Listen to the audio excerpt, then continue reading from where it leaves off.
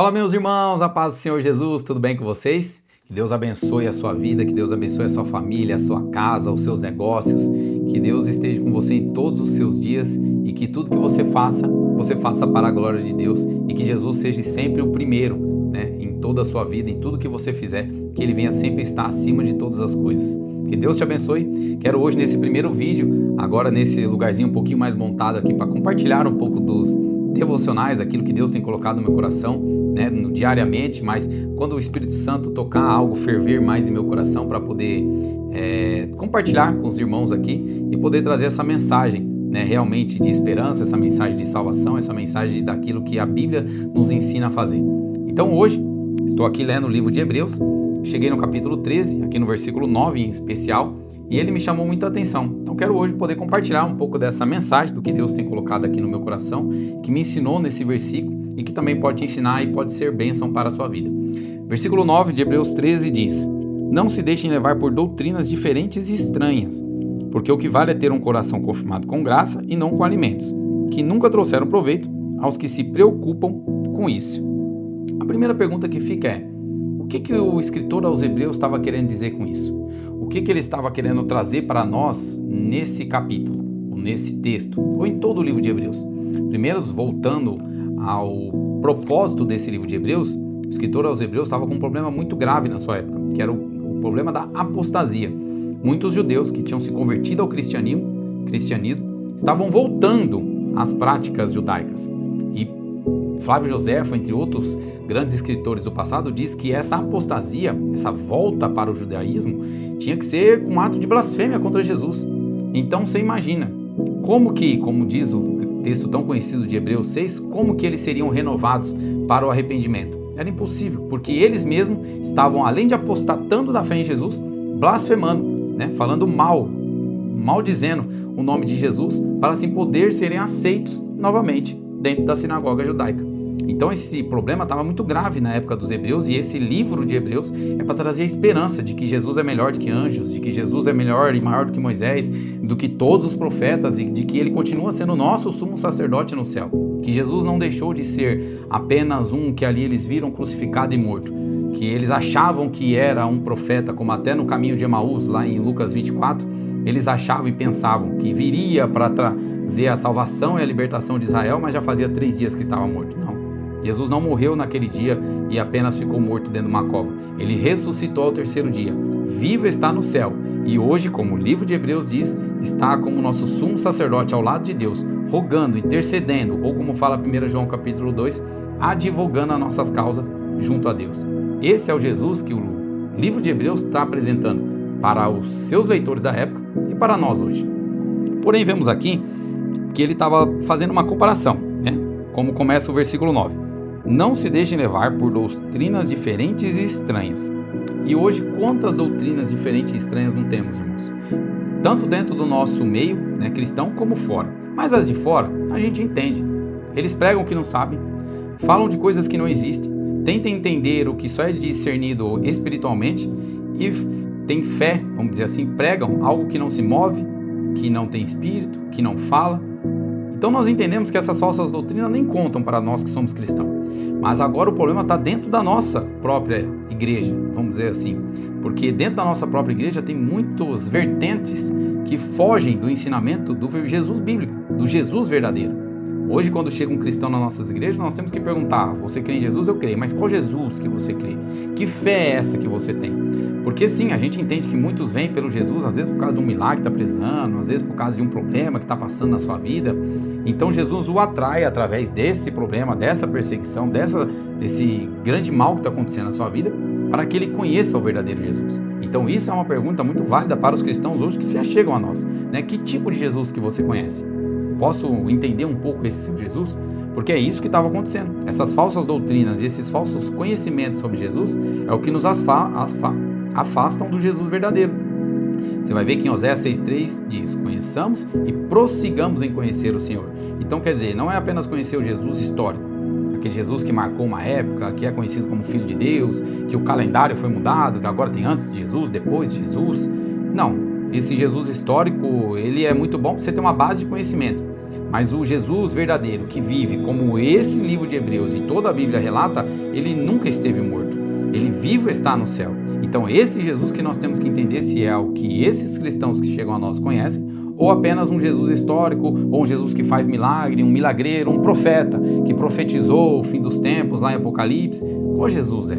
Então o livro aqui também, esse capítulo, esse versículo 9, nos traz uma comparação entre a graça e alimentos. Você vê, na continuação do versículo. Não se deixem levar por doutrinas diferentes e estranhas, porque o que vale é ter um coração confirmado com graça e não com alimentos.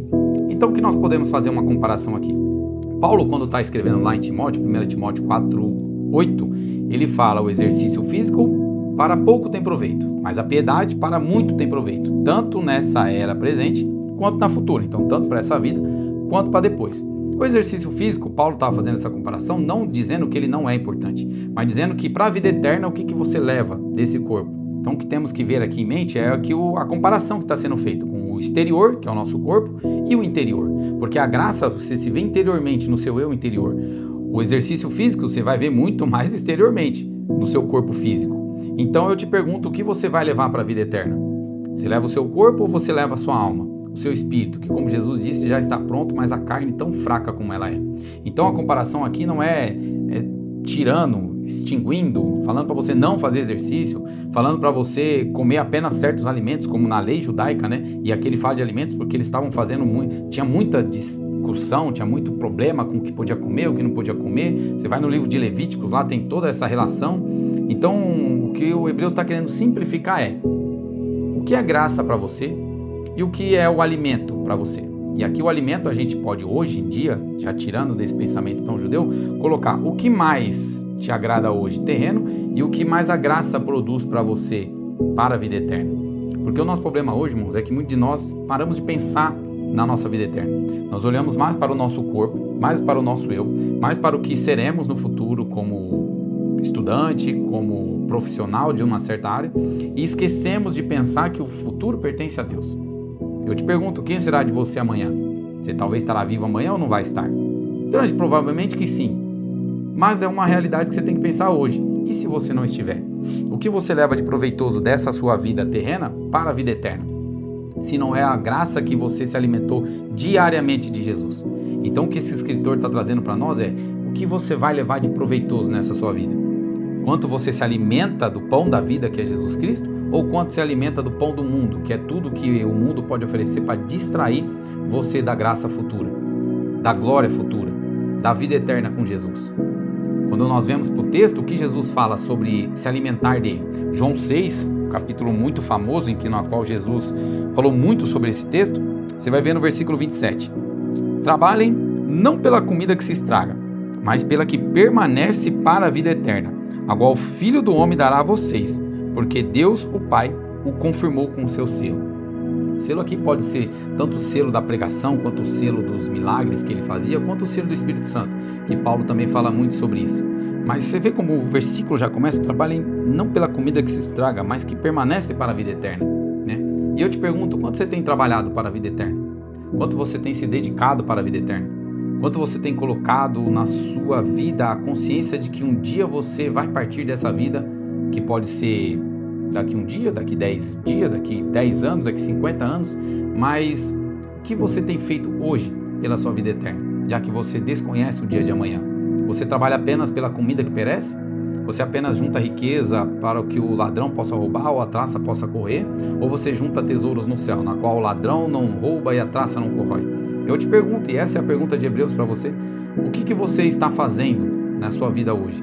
Você está buscando essas falsas doutrinas para apenas alimentar a sua vontade carnal, essa vontade sua de ser melhor, de crescer na vida material, de ter bens, de ter uma família toda estruturada, e depois você vai pensar em Jesus?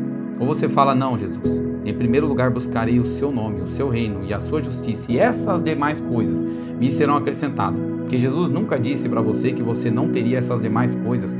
E claro, as demais coisas que Jesus está falando lá em Mateus 6,33 eram coisas como alimento, comida e bebida. Então eram os essenciais para a vida. Mas eu te pergunto, o que é essencial para a sua vida hoje? Talvez todo esse luxo que você tanto busca, ele é essencial para uma comunhão melhor e maior com Jesus? esse milagre que você tanto precisa, que você tanto pede para Jesus, oração após oração, eu te pergunto, o que você fará com ele quando Jesus te der? Ele te aproximará de Jesus ou ele te afastará de Jesus? Porque o que nós temos que pensar é isso, o que nós estamos pedindo para Deus? O que nós estamos pedindo para Jesus? Nós estamos pedindo a graça dele ou apenas os alimentos dessa vida terrena? Porque se for essa vida terrena, os alimentos, não tem problemas em parte, se for algo que vai te ajudar a ter a graça de Jesus. Mas se for apenas para o seu eu terrestre ser saciado, eu te pergunto, o que você fará com ele?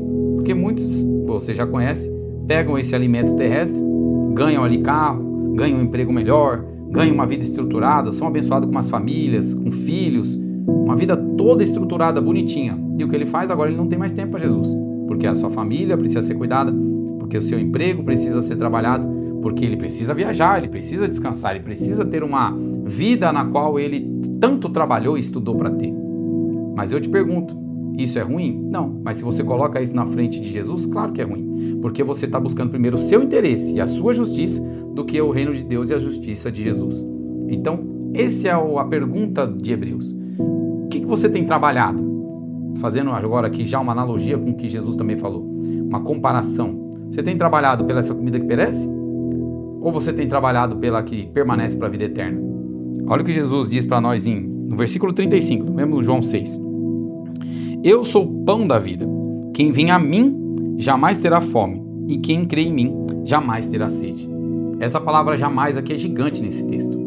Se ele diz que você jamais terá fome, que você jamais terá sede, então se você buscá-lo em primeiro lugar na sua vida, jamais você será insaciável por o que esse mundo aqui pode oferecer.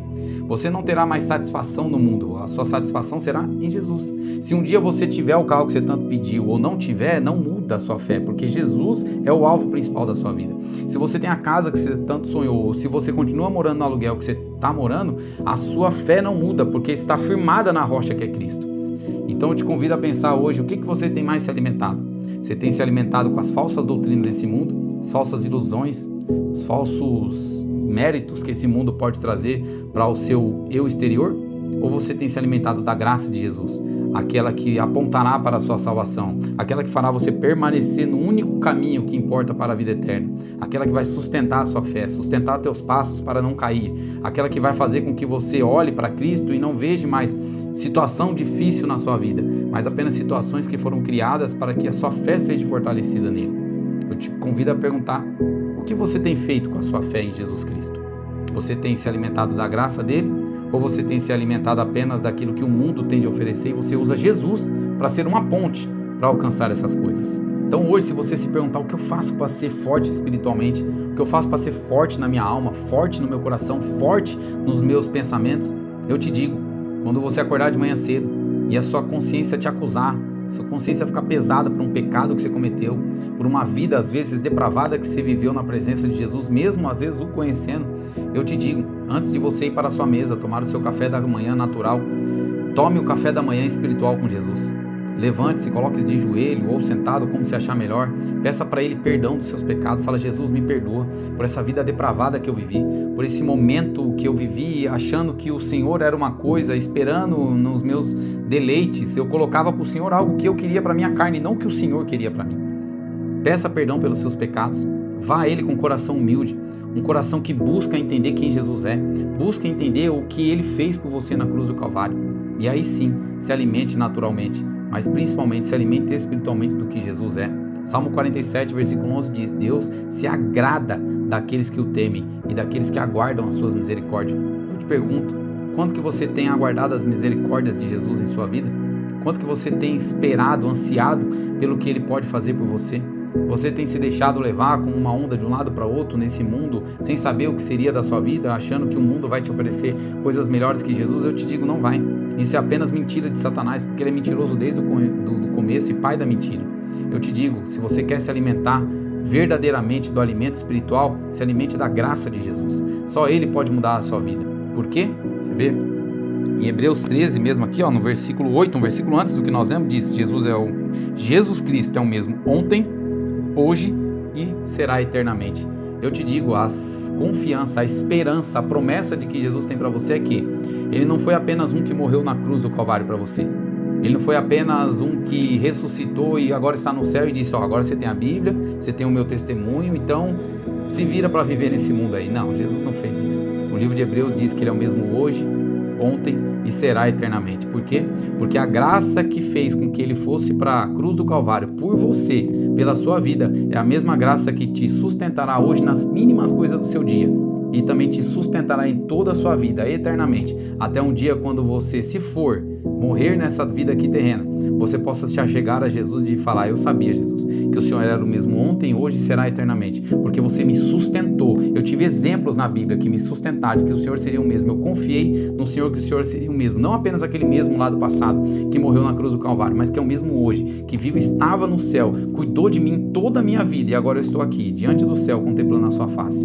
Se você quer ter um dia esse encontro maravilhoso com Jesus, eu te digo, o dia inicial é hoje. O melhor dia para você fazer isso é hoje. Pense, Jesus não foi apenas o que morreu na cruz do Calvário. Ele não foi apenas aquele que um dia se entregou por você. Ele é o mesmo que foi ontem e fez isso na cruz do Calvário. Ele é o mesmo que ressuscitou e vive está no céu e que hoje cuida de toda a sua vida. Tanto dos pequenos detalhes, daquelas coisinhas da sua família, do seu emprego, dos seus negócios, da sua saúde, mas que tudo isso é apenas para que te mantenha na fé nele, para o principal, que é lá na frente, quando você morrer em fé em Jesus Cristo, você possa abrir seus olhos na eternidade e ver que valeu a pena sustentar essa fé por toda a sua vida. Temos exemplos, se você for pelo capítulo 11 de Hebreus, você vai ver um monte ali que sustentaram a sua fé até o final. Olhe para eles, olhe para o seu pastor, olhe para aqueles que morreram crendo em Jesus Cristo. Eles confiaram até o final. Então eu quero te dizer que o melhor da graça que você pode ter na sua vida, o melhor banquete que você pode ter na sua vida, que não tem comparação, não tem como comparar, mas quando chegamos nesse nível de conversa, é Jesus Cristo. É a melhor comida que você pode comer todos os seus dias. É o melhor alimento para a sua alma. É o melhor alimento para que você se mantenha no caminho. Para que se um dia vier essas falsas doutrinas chegarem até você, você possa dizer, não, eu tenho um Jesus que vale muito mais que tudo isso. A Bíblia me ensinou quem é Jesus de verdade. Eu sei o que Ele pode fazer por mim. E que mesmo que eu não tenha aquilo que eu desejo, que essa minha carne deseja, a minha fé não muda, porque Ele é o mesmo ontem, hoje e será eternamente. Tenha essa fé no seu coração. Jesus não mudou. Ele nunca te abandonou. Mateus 28:20 diz, estarei convosco todos os dias, até a consumação do século. Então, se Ele prometeu, Ele é fiel para cumprir. Creia nisso, tenha isso como firme fundamento da sua vida. Não viva apenas pelos alimentos dessa terra, daquilo que esse mundo pode oferecer, mas viva principalmente pelo alimento da graça de Jesus Cristo, com fé, porque é ela que te encaminhará para a vida eterna com Ele. Amém? Que Deus te abençoe, que possa ser uma mensagem para empoderar a sua fé em Cristo Jesus, te manter no caminho dele, sabendo que essa é a verdade e a vida que você precisa ter para a sua vida, tanto essa terrena quanto a eterna com Ele. Que Deus te abençoe e fique com Deus.